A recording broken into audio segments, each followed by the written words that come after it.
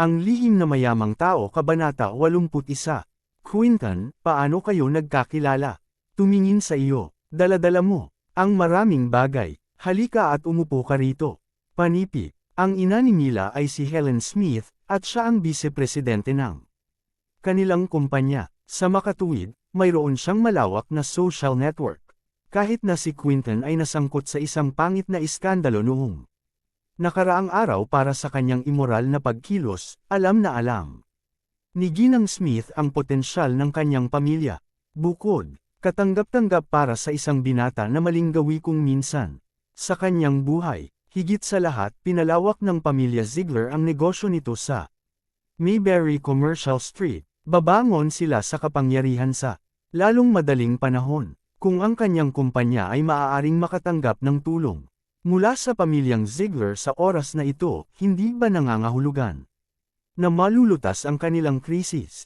Nang marinig ang mga katanungan ni Ginang Smith, binigyan ni Quinton ng maruming tingin si Gerald at sinabi, "Siyempre kilala ko. Siya ay isang kilalang tao sa unibersidad." Panipi, sa pag-iisip kung paano naruroon si Gerald sa kanyang huling nakakahiyang sandali, nagsimulang lumaki ang puot ni Quinton kay Gerald. Matapos gawin ang mga nagyayelong pahayag na iyon, naupo si Quinton sa pangunahing upuan ng sofa. Narinig ni Victor ang tungkol kay Quinton Ziegler noon at alam kung anong uri siya ng pagkatao sa lipunan, at sa gayon, ngumiti siya at tumanggo sa huli ng magalang. Ginawa din ni Whitney ang pareho, inaasahan na mapapansin ni Quinton ang kanyang presensya. Hindi niya alintana ang kanyang hindi maganda na nakaraan dahil siya ay hindi may kakaila na anak ng isa sa pinakamayaman sa Mayberry. Gayunpaman, ang mga mata ni Quinton ay nakatuon lamang kay Mila. Matapos ang nangyari kamakailan lamang, naghiwalay sina Quinton at Alice para sa kabutihan. Sa kabutihang palad, ang ama ni Quinton ay isang negosyante na may isang malaking network. Nagkataon, ang kumpanya ng ama ni Mila ay may relasyon sa negosyo sa kanila. Dati, maraming beses na tinangka ni Quinton na tanungin si Mila para sa hapunan ngunit tinanggihan. Kaya, kay Quinton, si Mila Smith ay isang malamig na puso na diyosa na hindi kailanman kinilala siya. Gayunpaman, nagbago ang sitwasyon. Ngayon na ang pamilya ni Mila ay nahaharap sa isang malaking krisis, maaaring mapuno ni Quinton ang kanyang plano. Dapat siyang kumilos bilang isang mabait na tao kahit papaano. Ginoo, at Ginang Smith, ang aking ama ay nakatanggap ng balita tungkol sa iyong kumpanya, kaya, narito ako sa ngalan ng aking ama upang makakuha ng mas mahusay na pag-unawa sa iyo ng personal. Tatawag ako sa aking ama sa paglaon upang ipaliwanag sa kanya ang sitwasyon at alamin kung makakatulong siya. Bukod, lahat ng mga kaibigan ni Mila na nandito ngayon ay hindi karaniwang tao. Maaari kaming magtulungan upang malaman ang isang mahusay na paraan upang matulungan kang mapagtagumpayan ang krisis. Sinabi ni Quinton na may isang tiwala ng ngiti. Sa totoo lang, talagang tama ka, Quinton. Totoong umaasa ako sa iyo na may mga koneksyon sa mga maimpluwensyang tao na makakatulong sa amin kung maaari. Nagsimulang magustuhan ni Helen Smith si Quinton. Napagpasyahan niyang pumikit sa hindi maganda ang nakaraan. Ang inaasahan niya lang ngayon ay si Quinton na magiging manugang niya. Si Victor at ang iba ay tumanggo bilang pagsang-ayon. Tama si Quinton. Bagaman maaaring hindi kami kasing lakas ng pamilyang Ziegler, maaari pa rin kaming mag-ambag hanggat maaari. Pagkatapos ng lahat, ang kumpanya ni Mila ay nakaharap lamang sa ilang mga hadlang sa kapital, nananatili pa rin ang potensyal nito. Panipi, oo. Ang isa sa mga kaibigan ng aking ina ay may mataas na posisyon sa bangko, marahil maaari kaming makakuha ng pautang mula sa kanyang bangko. Panipi, ang lahat ay nagsusumikap sa kung ano ang kanilang maitutulong. Ang ilan ay tumulong sa kanilang sariling pera, ang ilan ay gumamit ng kanilang mga koneksyon upang makakuha ng pondo. Tuwang-tuwa si Helen na makita silang lahat na handang tumulong. Napakalinaw niya tungkol sa mga background ng mga kaibigan ng kanyang anak na babae. Walang isa sa kanila ay mula sa isang pamilya na walang katamtaman. Gayunpaman, nang tumingin siya kay Gerald, nakaramdam siya ng pagkasukim. Nakatingin si Gerald sa kanyang telepono, pinupunasan ang daliri. Sa screen, na parang may hinahanap.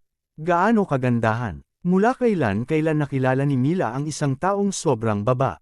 At ito ay isang kakila-kilabot na bangungot ng mapagtanto niya, na ang taong ito ay may damdamin para sa kanyang anak na babae.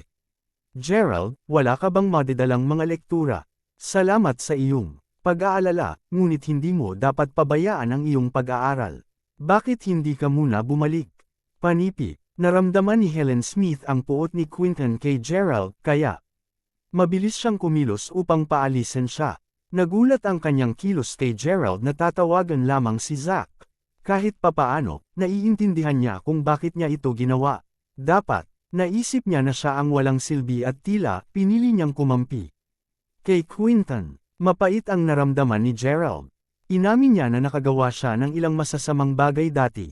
Ngunit wala iyon kumpara sa mga ginawa ni Quinton. Dahil lamang, siya ay isang tanyag na pangalawang henerasyon na mayaman, ang kanyang kakila-kilabot na nakaraan ay madaling makalimutan ng iba. Para sa kanya, ang pagpapatawad ng ibang tao ay tila imposible. Sa kanila, simpleng nakakadiri siya. Bakit nakatanggap sila ng iba't ibang paggamot mula sa iba? Sa gayon, mayaman si Quinton, at wala siyang pera. Tingnan mo siya.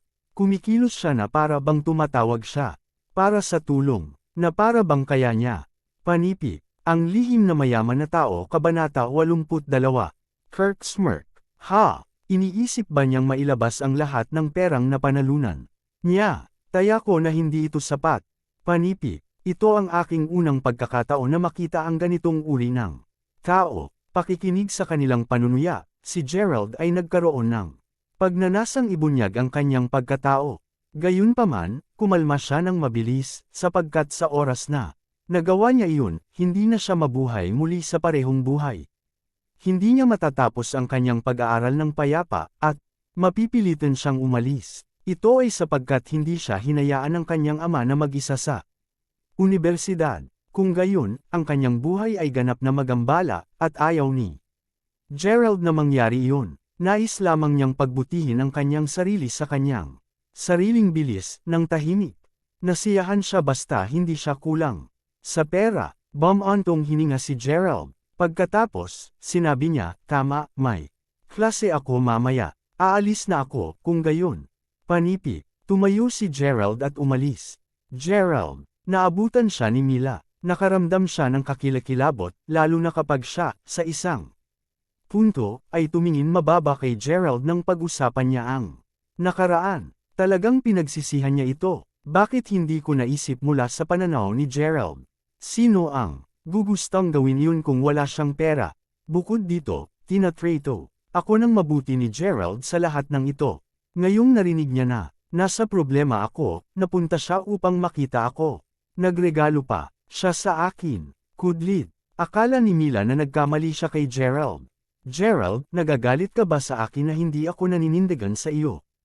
Noong biniro kanila, kinagat ni Mila ang labi. Hindi ako galit. Gusto ko lang malaman kung yun ang tingin mo sa akin. Sa palagay mo baka pareho nila, na ako ay isang tao na walang borderline kapag ang pera ay kasangkot. Nakangiting. Tiningnan ni Gerald si Mila. Ginawa ko ilang sandali ang nakalipas, ngunit hindi na. Gerald, sa tingin ko pa rin ay mabuting kaibigan tayo. Panipi. Lumapit si Mila palapit kay Gerald. O sige, walang sinabi si Gerald. Tumango lang siya at umalis. Sa labas ng Paradiseville, nagpakawala ng mahabang hininga si Gerald. Medyo nalungkot siya, nang malaman niya na iisipin siya ni Mila sa paraang ginawa ng iba. Naghahalo-halo ang pakiramdam ni Gerald. Hindi niya mailarawan ang mga ito sa mga salita. Gayunpaman, kinuha niya ang kanyang telepono mula sa kanyang bulsa at tumawag kay Zack. Ginoo Crawford, may magagawa ba ako para sa iyo? Panipi. Kapatid Zack, kailangan ko ng pabor mula sa iyo. Mayroong isang kumpanya na tinatawag na FutureTech Inc. at tila nasa kaguluhan. Maaari ba akong mamuhunan sa kumpanyang iyon? Panipi, mamuhunan. Natulala sandali si Zack, at saka siya ay labis na natuwa sa narinig. Siyempre kaya mo masisiyahan si Miss Crawford sa ginawa mo. Walang problema. Wala namang problema. Aalagaan ko agad ito. Panipi. Ayos lang. Huwag mong gamitin ang pangalan ko. Gumamit sa halip ng pangalan ng kumpanya, Brother Zack. Paalala ni Gerald sa kanya. Oo, aayusin ko ang bagay na ito sa isang oras. Masayang sabi ni Zack. Si G. Crawford ay gumawa ng isang mahusay na pagpapabuti. Matapos mabitin ang tawag, handa na si Gerald na bumalik sa universidad. Kasalukuyan siyang naghahanda na kumuha ng susunod na pagsubok sa pagmamaneho, kaya binalak niyang magsanay ng kaunti. Gayunpaman, pagdating niya sa campus, nakatanggap siya ng isang tawag mula kay Harper. Hahaha, may magandang balita, Gerald. Nakakakilabot na. Magandang balita, sabi ni Harper sa pagitan ng tawa. Ano ito? Nagulat si Gerald sa mga sinabi ng kanyang dormitory head. Palagi siyang may kaugaliang kumilos ng mapusok. Tungkol kay Xavier, nakipag-away siya kay Yuri. Kahit na ang pulisya ay dumating, sinasabing narito sila upang arestuhin si Yuri. Magulo ngayon, pupunta kaming lahat sa dormitoryo ng mga batang babae upang makita kung ano ang nangyayari. Panipi, nakipag-away si Xavier kay Yuri. At ang pulis ay dumating. Labis na naguluhan si Gerald. Paano sila napunta sa isang malaking away? Nararapat siyang pumunta at makita. Ibinaba ni Gerald ang telepono, hindi pa rin maintindihan ang sitwasyon. Sa gayon, nagpasya siyang pumunta sa dormitory ng mga batang babae. The Secretly Rich Man Chapter 83. Gerald, here. Sa oras na nakarating si Gerald sa dormitoryo kung saan nakatira si Xavier, masikip na ito sa kapwa mga lalaki at babaeng mag-aaral. Nandoon ang pulis. Nandoon din si Cassandra, kagaya ng kinatawan ng klase ni Yuri. Ito ay abala. Kabilang sa karamihan ng tao, nakita ni Gerald si Harper na kamakaway sa kanya, kaya lumakad siya palapit sa kanya. Pagkatapos, nakita niya sina Xavier at Yuri. Marahil ay nagkaroon sila ng isang mabangis na laban sa paghusga. Mula sa sampal sa pisngi ni Xavier at sa magulong buhok niya. Sumisigaw at umiiyak siya ng sabay. Tungkol kay Yuri, siya ay hawak ng pulisya, nakapusos. Napakaputla ng kanyang mukha, kailangan niyang matakot ng takot. Ang isa sa mga pulis ay nakikipanayam sa mga kinatawan ng klase. Anong nangyari? Tanong ni Gerald. Anong nangyari? Man. Gerald, nakyusyoso ka tungkol sa kung paano naging yaman si Yuri mula noong araw na iyon, hindi ba? Hulaan mo, siya ay isang walang takot na bata, sinasabi ko sa iyo. Una siyang nanghiram ng $200,000 mula sa isang online loan company sa loob ng 7 araw. Pagkalipas ng 7 araw, dahil sa mataas na rate ng interes, kailangan niyang bayaran ang $500,000. Dapat mayroong isang operasyon ng itim na kahon sa likod nito. At pagkatapos, parang inilagay ni Yuri ang pagbabahagi ng kumpanya ng kanyang ama sa mortgage. Sa madaling salita, ito ay isang malaking gulo ngayon. Gayun din, ang kanyang ama ang nagulat nito sa pulisya. Ipinaliwanag ni Harper, at pagkatapos ay nagpatuloy siya, ngayong desperado na si Yuri. Hiniling niya kay Xavier na ibalik ang perang ginastos niya sa kanya. Narinig kong gumastos siya ng halos $100,000 sa Xavier. Gayunpaman, tumanggi si Xavier na bigyan siya ng pera, kaya't binugbog niya ito. Man. Ang mga loan shark na ito ay walang awa. Nabasa ko ang isang artikulo ng balita tungkol sa isang tao na kailangang magbayad ng $100,000 para sa paghiram ng $10,000 lamang. 10 beses itong dami, tao. Akala ko ito ay peking balita, ngunit ngayon, naniniwala ako. Nakakatakot. Panipi. Matapos marinig ni Gerald ang buong kwento, tiningnan niya si Xavier na naluluha. Habang dinadala si Yuri sa kotse ng pulisya, sinisigawan pa rin niya. Si Xavier, hayaan mong sabihin ko sa iyo, Turk. Hindi man kita hinawakan matapos gumastos ng $100,000 sa iyo. Maghintay ka. Kung hindi mo ako ibalik ang pera, hihilingin ko sa aking mga tauhan na patayin ka. Panipi, pasok. Bago pa matapos ni Yuri ang kanyang sinabi, pinilit na siya ng pulis na sumakay sa kotse. Ang kulit mo, humihingi ng pera mula sa akin. Naging kasintahan mo ako nang wala. Galit na kinadyot ni Xavier ang kanyang mga paa. Naglilingkod sa iyo ng tama, sinungaling ka. Bagaman galit na galit siyang pinapagalitan ni Xavier, natakot siya. Ang pamilyang Lowell ay malakas, mas malakas kaysa sa kanya sa pinakamaliit. Nang makita si Yuri na umalis kasama ang pulisya, ang puso ni Xavier ay malakas pa rin ang pintig. Biglang, nakita niya si Gerald sa gitna ng karamihan ng tao. Sa sandaling iyon, napunit siya. Sumubod siya kay Gerald at binigyan siya ng dalawang malakas na sampal. Ikaw B****, nakita mo akong binugbog ng isang tao ngunit nakatayo ka lang dito at nanunood. Dapat binugbog mo siya, panipi. Hinawakan ni Xavier ang shirt ni Gerald at umiiyak ng hysterically. Sa isip niya, may gagawin si Gerald para sa kanya. Bago sila maghiwalay, isasama siya ni Gerald sa kanyang likuran sa infirmary. Kapag siya ay nagkaroon ng banayad na lamig, kung sasabihin niya sa kanya na nagugutom siya, si Gerald ay lalabas mula sa dormitoryo upang kumuha ng pagkain kahit na hating gabi na. Kung gusto niya ng isang mobile phone, si Gerald ay makakakuha ng ilang mga part-time na trabaho upang kumita ng sapat na pera upang mabili ito para sa kanya. Kaya, nang siya ay binugbog, naisip niya na masisikapan ito ni Gerald. Sa halip, nakatayo lang siya roon at nanood. Galit na galit si Xavier, na halos mabaliw na siya. Xavier, hindi na ako ang kasintahan mo. Matapat na nais sampilan ni Gerald sa kanyang likuran, ngunit hindi niya ito nagawa nang makita ang mukha nito. Ang mga naunang marka ay naroon pa rin. So, tinulak na lang siya palayo. Minsan na niyang minahal siya ng matapat pagkatapos ng lahat. Oo, hindi mo na ako boyfriend. Ayaw mo bang makipagkasundo sa akin? Sigaw ni Xavier sa umiiyak niyang boses. Nakuha niya ulit ang kanyang pagpipigil. Ngunit ngayon, tila napakabanyaga sa kanya ni Gerald.